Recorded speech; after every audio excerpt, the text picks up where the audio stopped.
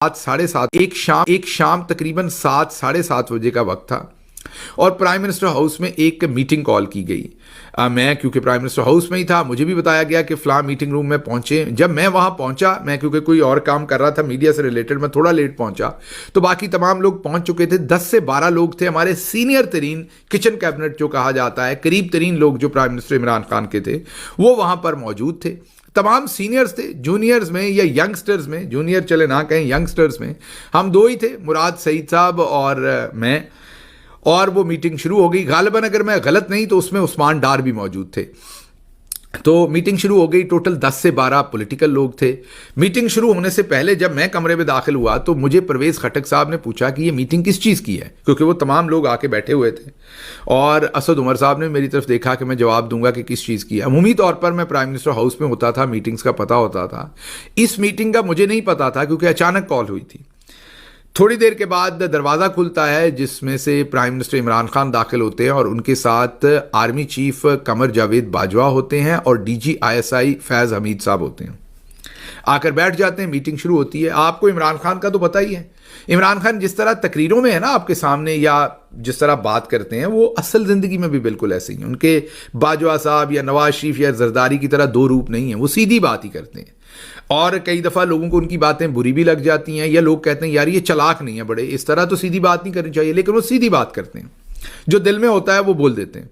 उन्होंने मीटिंग शुरू की कि देखिए जी, अब इकॉनमी पिक करना शुरू हुई है, हुकूमत जेल होकर काम करना शुरू हुई है। तो ये तमाम लोग जो मेरे मेन लोग हैं, ये अक्सर मेरे से सवालात पूछते हैं कि पाकिस्तान के अंदर एक अफवाह है कि एस्टेब्लिशमेंट जो है वो हमारी हुकूमत गिराना चाहती है, और इसके लिए उन्होंने काम शुरू कर दिया। और इमरान खान ने कहा मैंने सोचा क्यों साजिशें करें, सीधा मुंह पे बात कर लें। तो आपको मैंने बुलाया है, ये मेरी तमाम कैबिनेट आपके सामने बैठी है। जो सीनियर लोग थे, मैंने बताया 10-12 लोग थे, ये इनके कोई सवालात हैं, आपके कोई सवालात हैं, कोई गवर्नेंस पर इश्यूज हैं, कोई इस्टेब्लिशमेंट को प्रॉब्लम्स हैं हमसे, तो खुलकर यहां पर बात हो, ताकि दूध का दूध पानी का पानी हो, कोई ऐसी बात ना हो। ये वैसे इमरान खान ही कर सकता था, कोई और प्राइम मिनिस्टर ये नहीं कर सकता। तो इमरान खान ने खुल के जनरल बाजवा के सामने ये बात कर दी। अब जनरल बाजवा साहब ने शुरू ही कुरान करीम से किया।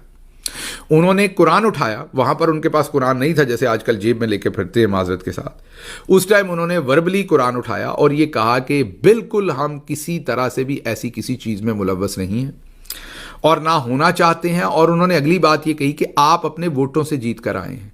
परसेप्शन तो बन सकती है कि फौज किसी को लेके आ रही, ये बाजवा साहब के अपने अल्फाज थे, हम आपको नहीं लाए, आप खुद, ये उन्होंने कुरान उठा के कहा कि आप खुद अपने वोटों से जीत कर आए हैं। और इस टाइम तो हुकूमत का काम यही होना चाहिए कि वो डिलीवर करे और इकॉनमी बेहतर करे, तो आप अपने काम पे फोकस करें, ये इस तरह की अफवाहों पर कान ना धरें।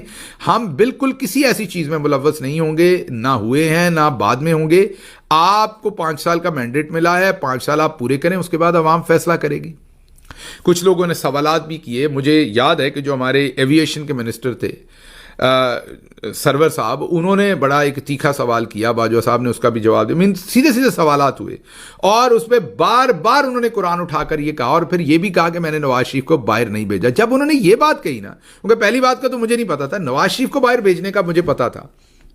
किस दिन वो दास्तान भी सुनाऊंगा, क्योंकि इमरान खान साहब की हुकूमत की तरफ से मैं नवाज शरीफ से 2 से 3 दफ़ा जेल में मिला और एक्सटेंडेड मुलाकातें हुई।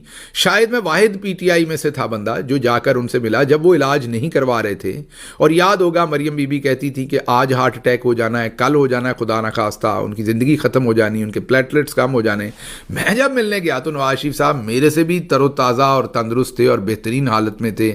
और मैं 3 डॉक्टर्स, वो किसी दिन दास्तान पूरी सुनाऊंगा, तो डॉक्टर साथ लेके गया था। बहरहाल तो मुझे तो पता था कि वो बीमार नहीं है, प्लेटलेट्स कम नहीं है। तो उस टाइम प्लेटलेट्स बाजवा साहब ने कम किए थे। तो जब बाजवा साहब ने ये कसम खाई ना कि मैंने नवाज शरीफ को बाहर नहीं भेजा, तो मेरे दिल में उसी टाइम आया, मैंने कहा लो भाई।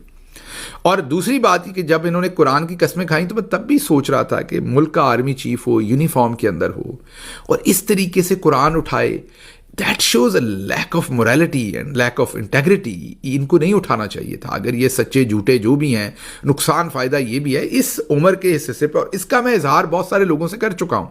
ये मैं आज पहले दिन नहीं कर रहा हूँ कि एक शाम